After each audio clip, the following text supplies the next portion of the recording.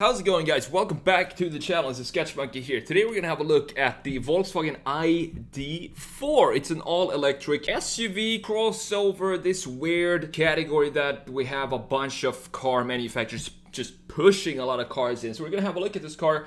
And I want to talk about the design, obviously, and Pixie here is interested in this as well. I'm gonna do the front view and the rear view and redesign both of them. But I want to talk about this design because it's very interesting to me. It's not a Volkswagen design. It feels like Volkswagen all of a sudden hired a bunch of South Korean designers to design the ID.4 because it has a lot of non-Volkswagen design and cues in it. This is normally not what Volkswagen does, and I know that because when I was studying in Italy, I studied car design, and we had one of the sponsors for that program was Volkswagen. So we did, I think, a couple of projects with Volkswagen, with designers and leadership and stuff come in from Volkswagen and kind of teach us how to design cars and how the how the process is and stuff like that. And when they design and talk about how to design a Volkswagen, stuff like this was just not something that was in Volkswagen's rule book. So you see this shoulder line here, it's very organic. It's almost like a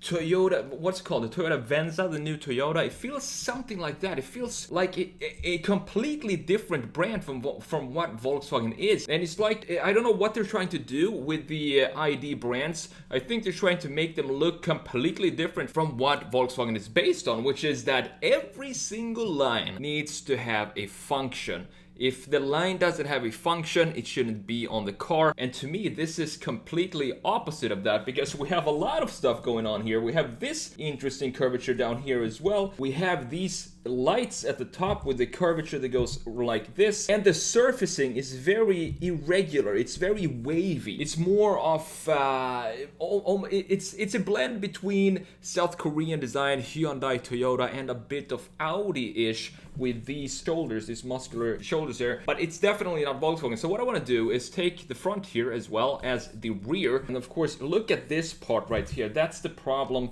that I have with this Volkswagen. You know, just looking at the car, not considering that it's a Volkswagen, some might say that it's a good looking car, and I might agree with that. It's not a bad looking car, it looks decent, but the problem that I have with it is that it's so far away from Volkswagen's philosophy, their own design philosophy, which is a book this thick that they showed us when we were in school. So what I want to do is try to bring that design philosophy back, because even though it's an all-electric car, that doesn't mean that we need to step away completely from the Volkswagen approach to design and create something that literally looks like everything else out on the road. It even has this sloping roofline, and it's almost like one of these cross sport backs or whatever they're called these days, where you just chop off the rear like this, like the new Volvo C40, for example. So that's what we're gonna do. We're gonna jump straight into Photoshop now and redesign both the front right here and the rear.